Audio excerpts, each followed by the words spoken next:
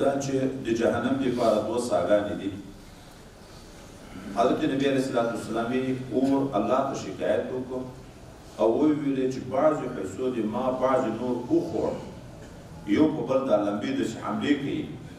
د ګرمایش نه ګزاره نه کېږي. الله تعالی د دوه ساه ایستلو اجازه ورته وکړه، یو په ژمي کې او یو په اوړي کې. په ژمي کې ساه ایستل دا زمهریر سخت ساړه چې راځي دا د ژمي دا د جهنم د اوسیلي نه ده، او سخته ګرمي چې په اوړي کې راځي دا د جهنم د اوسیلي نه ده، د نفس نه ده. نو دا چې دواړه د یوې طبقې د اور دي او کنه جهنم کې دوی طبقې دي. مختاره قول دا ده چې جهنم کې دوی طبقې دي، زمهریر ځان ته طبقه ده او اور ځان ته. د اور دپاره هم یوه ساه اجازه شوې ده، د هغه زمهریر د طبقې دپاره هم. خو دا چې څومره شی غټېږي ساه یې غټېږي. نو جنت او جهنم چې هغه د اور حصه ده، هغه چې ساه باسي لکه د پسرلي نه بعد د دې ساه شروع شي، د اوړي سر چې راځي ساه یې ټوله راوځي دنیا ته، نو سخته ګرمي په دنیا جوړه شي. بیرته چې دا ساه نه باسي سوکا سوکا ګرمي کمیږي کمیږي کمیږي چې منی راشي. د یو نه بعد چې دا ګرمي ختمه شوه بیا هغه د زمهریر د طبقې د ساه ایستلو او د بیرته ساه نه ایستلو حال شروع شي. نو دا دنیا کې چې سخته ګرمي راځي دا د جهنم د ساه د ایستلو د توخم ده، دا چې ساه یې راوایسته او سخت ساړه چې جوړېږي. صرف اعتراض دا واردېږي چې بیا دا دنیا کې فرق والی ده، خو د دوبي د ګرمۍ په موسم کې چې د جهنم د اوسیلي ګرمي وای بیا خو په ټولو دنیا کې ګرمي وه، خو په بعضې علاقو کې ګرمي وي، په بعضې ځای کې علاقه کې بیا هوا سړه وي. په ژمي کې خو بیا په ټولو دنیا کې ساړه یو قسم و، په بعضې ځای کې ساړه زیات وي، په بعضې کې کم وي. نو بیا چې اصلا شرعي مسله ده دغه، خو د دغه اور د اوسیلي ځای رایستل لمر ده، دا لکه هغه لمر یې راکش کوي. اوس لمر دنیا ته فرق لري، بعضې ځایو ته نږدې ده، بعضې ځایو ته لرې. چې لمر ور نږدې وي هلته ګرمي ډېرې، چې لمر ته لرې هلته ګرمي کمه وي. لکه د دغه مثال وایي د موږ د وخت حمامونه چې ګنګوي صاحب لیکلی دي د هندوستان د علاقې د حمامو مثال، موږ تاسې د وطن توخانې. اوس دغه اور هلته پسخانه کې بلیږي، د اکثرو ځایو کې جوماتو کې توخانې په وطن کې خو دا شی ډېر دي، هلته بلیږي. دلته په منځ کې دا لمبور تللی ده، سر یې پټ ده، هلته په یو دیواله کې هغه د دوګي دیارې هلته وتلې. اوس کوټه ده ټوله ګرمه، خو په ګرمي کې فرق ده چې کوم دغه لیکې ده چې دغه اتشدان ده نږدې ده، دلته ګرمي زیاته ده. چې څومره لږ تر لرې کېږي ګرمي کې فرق راځي. ګرمي شته، اور بل ده، لیکن فرق په اننب کې موجود د قرب او د بعد په لحاظ باندې شو. دوم باب دا ده چې د جهنم نه بیرته څوک ایستل کېږي که نه، څوک به وځي. په خوارجو په معتزله او په هغه مراد راغی چې هغه وي چې سړی چې ګناه وکړه جهنم ته لاړ بیا به همیش په جهنم کې بیرته وتل نشته. په مرجعه مراد ده چې دوی وایي چې ایمان لري بیا چې څه ګناه کوي جهنم ته نشي تللی. ولې دا څوک تللی دي؟ ګناهګار مسلمان د ګناه د وجې نه جهنم ته تللی، خو بیرته به بیا راایستل کېږي. نو د ایستلو طریقه کې چې ذکر کېږي، نبی علیه الصلاة والسلام فرمایي چې هلته هم د اعمالو لحاظ ده. ډېر ګناهګار د جهنم ته تللي، خو عین د هغه باوجود په خپله په نیکو اعمالو کې فرق لري. چا نیک عمل لږ زیات وي هغه به بیا اول ته راوځي، اول په دغسې تصدیق. نو نبی علیه السلام یې د اور نه به راوځي هغه څوک یا خپله دغه وتونکي ته نسبت شو یا خروجو ځای به وځي، یا دا چې هغه شفاعت کوونکي ته به ویل کېږي اخرجو وباسئ. چې الله ته شفاعت خلک شروع کړي چې دا خو مسلمان و، لمنځونه یې کړه، روژې یې نیوې، خو که ګناه یې کړي دي خو مسلمان خو و. نو الله تعالی ورته چې ورشئ. چا چې کلمه ویلې ده کلمه عنوان ده د ایمان دپاره، یعنې ایمان چې د چا موجود و. بیا چې د ایمان نه زیات چا د اوربشي په انداز نیک عمل کړی اول دغه ډله راوباسي. دا چې خلاص شي الله تعالی ته ګویي چې تا راته امر کړی و هغه خلک موږ ټول راوایسته. بیا رب کریم ورته اوس ورشئ چې چا د غنم د دانې په انداز د وربشې دانه اوږده ده د غنم تر دانې د غنم د دانې په انداز که چا نیکي کړي وي هغه اوس راوباسئ چې هغه خلاص شي بیا ورته یې ذره یا زوره چې زر راشي په فتحه د زال او په تشدید د ری باندې دا کنکیسره میګتانه دغه تر مراد دي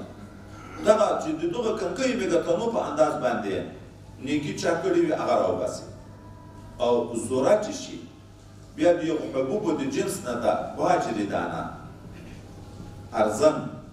باجرې د وربشې نه غنم کم ده د غنم نه بیا باجرې کمه ده چې دومره نیک عمل چا کړي هغه راوباسئ دا وروسته روایت کې نبی علیه السلام یې چې الله تعالی د طرف نه به وویلی شي د اور د جهنم نه هغه څوک وباسي چې په ټول عمر یوه ورځ د ما ذکر کړی زه یاد کړی یا په یو موقع کې د ما نه ډا شوی ده په ګناه وس بر وپرېږدي یو ځای کې په ټول عمر د ایمان نه سوا نور نیک عمل نه ده کړی خو چې دومره یې کړی راوی باسي د جهنم دا بل روایت کې حضرت پیغمبر صلی الله علیه وسلم ما ته هغه سړی معلوم ده چې د جهنم نه اخر راوځي په کوناټي به پوهېږي د دغه نه وایي مراد د پولیسورات په خلکو کې مراد ده چې دا پولیسورات نور خلک تیر وي د اخرنی سړی دا چې هغه ډېر مجرم ده خو دومره نه ده چې لاندې جهنم ته ولوېده په ښویېدن ښویېدن په دا پولیسورات راتېر شو دا چې راتېر شي نو اوږد حدیث مبارک د مسلم د شفاعت را روان ده دا ډېر اوږد حدیث ده خو دلته یې اختصار کړی هغه اختصار ځای به دلته ذکر کړو الله ورته ورشه لاړ شه جنت دی چې جنت ته ورشي نن په جنت کې غږ واوري غږېدا د خلکو واوري نو یې ده خیال دا ده چې جنت تقسیم شوی ده هر چا خپل خپل ځای کې نیولی بېرته رب کریم ته رجوع وکړي چې خدای پاک خلکو ټول منازل نیولي دي بیا الله ورته ورشه دی بیا ورشي بېرته جنت دروازې نه راوګرځي چې خلکو ټول منازل نیولي دي الله ورته اتذکر زمان الذي كنت فيه دې څه مطلب دا معنا د عقوبه قیاس هم ته په دنیا کې هغه ته چې په کوم ځای کې اوسېدي هغه دې درته یاد ده چې مثلا دا کوټې ډکې شوې طالبانو نوره داخله نشته د تا په خیال دا وي چې جنت تنګ ده جنت تقسیم شوی ده هر سړي خپل ځای پیدا کړی نور ماته ځای نشته نه نه جنت ډېر پراخ ده غواړه په زړه کې څومره تمنا لرې چې څومره ځای درکړم په جنت کې څومره نعمتونه غواړې چې درې کړم دا انسان به تمنا کوي او الله به وریادوي چې ډېر شیان د ډېر وخت خدای پاک هم دې په حال رحم وکړي چې په زرګونو کلونه یې په پریسورات برسېره تېر وي هغه به څومره نعمتو د جنت ته وګئ نو د ډېرو شیانو تمنا وکړي بیا الله تعالی ورته دا چې څومره د په زړه کې آرزو وغوښته دومره دا دې دې تاوي او د ټولې دنیا لس چنده دا دې دې تاوي دا د الله په قدرت کې خو شک نه ورته پیدا کېږي خو وایي لکه سړی چې جذب شي د ډېرو خوشحالۍ نه الله دوی ته په ماټو کې کوي ته خو پاچا یې شهنشاه یې سخریه خو د تا کار نه ده دا معنا زه کله د دغه لایق یم چې ما ته دومره ځای راکوي نبي علیه السلام دومره وخندل چې د ځان غاښونه یې ولیدی شوه دا په زوره خندا د ده کله کله وه اوس دغه چې دی ورته ویې چې ته خو شهنشاه یې ته ټوکه کوې زه خو د دغه لایق نه یم نو الله تعالی ورته په دغه زه قادر یم چې د دغه د لایق کړم چې جنت ته دې بیایم نو په دغه قادر یم چې تا د دغومره رتبې لایق کړم چې دغومره ځای په جنت کې ده بیا په دې کې اختلاف ده چې دا جنتي ته چې د دنیا ادنا جنتي ته چې د دنیا لس چنده ځای ورکول کېږي دا لس چنده د قیمت په لحاظ ده که د مساحت په لحاظ ده ګورئ دا څومره ځای نیسي او دغه ټول میز هسې په نور شیانو کې به مثال نه درکړو دا ټول میز څومره ځای نیولی د قیمت په لحاظ څومره بیا فرق ده سل میزونه به جوړ شي په دغه یو غمی وي یو غمی په لکاو روپۍ قیمت لري ځای خو کم نیسي خو قیمت ډېر زیات ده نو څوک وي چې د جنت نعمتونه د دنیا تر نعمتو د قیمت په لحاظ یو په لسه زیات دي نو د ټولې دنیا لاس چنده قیمت چې وي لکه د دنیا قیمت چې واخلې چې لاس چنده قیمت وي دومره ځای نعمتونه داسې قیمتي نعمتونه به تا ته درکړم په جنت کې ځای نه شو غټ چې دا یوه کوټه د سرو زرو د سپینو زرو په خښتو جوړه شي دا یوه کوټه څومره قیمت لري ټول پاکستان یې ادا کوی شي نو ځای خو به هغه د ده د خوشحالي په انداز وي خو قیمت به زیات وي دوم قول دا ده چې نه عین مسافه به یې غټه وي ولې مخکې موږ تاسو یو حدیث مبارک ویلی چې هغه ادنا جنتي چې په جنت کې جنتو په بحث کې مې ویلی چې په جنت کې په خپلو نعمتو پسې ګرځي باغونه تختونه غلامان دا ګوري ادنا جنتي 1000 کاله به ګرځي د نعمتونه به نشي خلاص هغه ډېروالی د قیمت شو که د مساحت شو خو معلومیږي مساحت ټولې دنیا لاس چنده انداز خدای پاک ورکړي دا بل روایت ته د الله رحمت ته پسې ګورئ نبی اسلامي اخرنی چې د جهنم نه راوځي او آخر اهل جنت چې جنت ته ور داخلېږي ما ته معلوم ده یو سړی به د رب کریم حضور ته راوستی شي الله تعالی به ملایکو ته ووایي د کنکیو ګناهو پوښتنې تر کوي هغه غټه ګناه تر پټې کوي ورته وایي به تا پلانکي وخت کې پلانکۍ ښځې ته کتل انکار خدای نه شي کړی او په پلانکي وخت کې دې دغه وکړه دا صغیرې ګناوې ورته یادې کړي دی به په زړه کې وډار شي چې ما کبیرو ته یې ورپام نه شي زه خو برباد شم یو څو ګناهو د صغیرو یو څو پوښتنه وکړي د یو څو نه دی ورخطا شي نو الله تعالی ملایکو ته وایي اوس نو د هرې ګناه په ځای نیکي ورته ولیکئ نیکي په بدي په نیکي ور بدلې کړئ دلته دا سړی بیرته دا وږي چې خدای پاکه څه بنایي خو ما نور هم کړی مخکې ډارېدو چې ما کبیرو ته ورپام نه شي اوس بیا د یوه دا وګیر شي چې خو هغه هم کړی وي چې هغه هم راته بدل شي په حسناتو باندې بیا نبي علیه السلام وخندل چې حتی که چا ورته کتلي وای نو د ځان غاښونه مبارک به لیدلي وو دا وروسته روایت کې بعضې مسلمانانو ته به په جهنم کې عذاب ورکول کېږي حتی تک تور د سکرو په شکل به ګرځېدلي وي خو ایمان به موجود وي نور به نیکي نه وي تک تور به سوي وي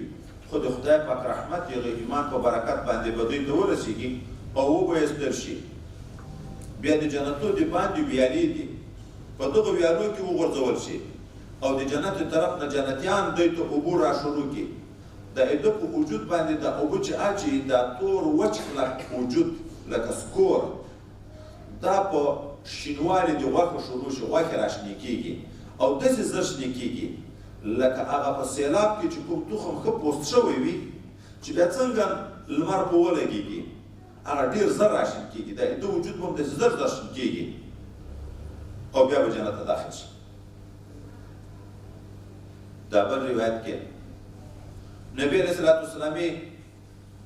چې یو دوه سړي د جهنم داسې حال به وي دا به هم راځي چې دوه نفره به جهنم ته وغورځول شي په جهنم کې به چیغې او سورې نارې شروع کړي الله تعالی به ملایکو ته وایي تاسې راوباسئ د جهنم نه چې راوباسئ ولې به نارې ویلې الله د خپلو مسلمانانو سره عجب شان ده خو په هر څه عالم ده دا اوس یو توطیه د جهنم نه د خلاصېدن ورته ګرځوي ولې ما په جهنم کې نارې ویلې هغه ورته یې ربه د دې لپاره مو نارې ویلې چې ته په موږ رحم وکړې الله ورته د ما رحم په تاسې دا ده چې بېرته هغه ورته ځان ور واچوي چې بېرته جهنم غاړې ته لاړ شي هغه یو به ورته ځان ور واچوي دا بل به یې نه واچوي چې ور واچوي په یو ته ورته به الله حکم وکړي چې ګوره وایي نه سوځې د الله په امر عمل وکړو وایي نه سوځې دا بل ته به یې تا ولې ځان ور وانه چو وایي ما ویلې چې رب کریم ما دا امید ده چې یو واره دې د جهنم نه وایستم بېرته په مینه ور داخله الله دواړه دوی ورځئ جنت. اقسم سمنه ده یاد یو واقعه یو ولی الله لیکي چې ولی الله په یار باندې تېرېدو کنکای زوی ده خپل مور په کور کې ویو راویست کور نه غواړي پسې بند کړو نو خود په ډېره شوخي بې کړه ډېر هغه بې کړه چې ځه ته دې کور ته رانشي. دغه هلک ژاړي لاړ تر یو ځای بېرته راغی بیا چې وره ته ودرېدو ژاړي مور یې بیا ورپسې رالرې کړ او بیا یې خوشکې وکړه د چاپېړې وارې پوه کړو چې ما نه درته ویلې چې بیا رانشي ځه. بیا د هلک ژاړي تر یو ځای پورې لاړ دا ولی الله ورته متوجه ده بېرته د هلک راغی د خپل وره کې یې سر کېښی دا هلک ویده شو کنکای د ژاړي ماشوم اخر چې ویده شو. یو وخت کې مور په زړه کې بېرته شفقت راغلی نو ور یې خلاص کړو چې ګوري چې هغه زوی یې پروت ده دلته د دروازې په خوله کې یې سر یې کړی ویده ده. نو راجېږه شو دا زوی یې راواخیست سر یې مخ یې ورپاک کړو چې زویه زه دې شړم او ته نه چې په بله خوا راځه کور ته. نو دا زوی چې راویښ کړو شفقت یې پوه کړو نو هغه زوی ورته ویې چې مورې تا چې زه وشړلم زه چې په لیارې تلم د ځان سره مې چې سوچ ویو نو ځان دپاره یو ګولۍ بندوبست مې هر ځای کړی شوی هر ځای کې د شپې د تېرېدن ځای ما پیدا کوی شوی خو د تا شفقت مې نه شوی پیدا کولی.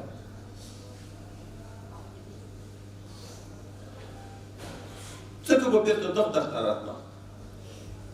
نو وایي دا ویلي دا په چغو نارې شروع کړې چې که ایمانه ګناه کېږي زه به داسې چغې وایم لکه دغه هلک چې د خدای دربار ته چې بل دربار خو زه ربغې نه لرم بل د شفقت ځای زه نه لرم د رحمت ځای خو بل زه نه لرم. نو که ته په موږ تکلیف راولې که عذاب ته غورځوې که جهنم ته غورځوې که هر څه کوې تا ته به ژاړو بل ځای د امید و د رحمت موږ نه لرو.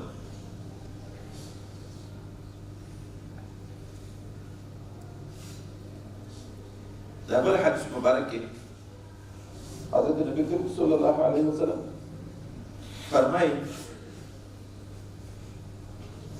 چې ډېر خلک به د جهنم نه د ما په شفاعت راوایستی شي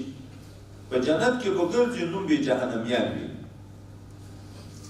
خو دوی به په خفه کېږي نه خلک به نارې ورته وایي چې جهنمي خفه کېږي به نه په دغه به خوشحالې هغه حال وره یادېږي چې په سختو عذابو کې اوس زه رحمت خدای پاک په ما باندې وکړو چې دغه ځای ته یې راوسته. دا بل روایت کې پیغمبر علیه السلام یې ما نه درلودلی د اور غوندې هیبتناک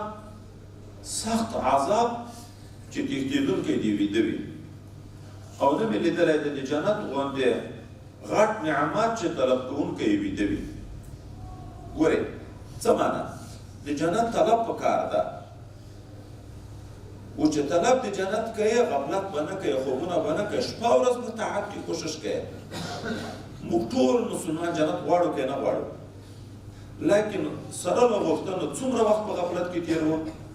غواړو جنت او خپل خوبونه کوو غفلت کې وخت تېروو.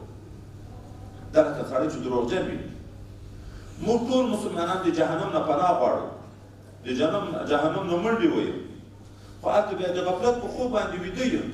اور پسې را روان ده جهنم را نږدې کېږي اور را روان ده موږ خپل بېغمه خوبونه کوو غفلت کوو هره ګناه غفلت ته د اور نه او اور پسې را نږدې کېږي. نو ځکه نبي علیه السلام یې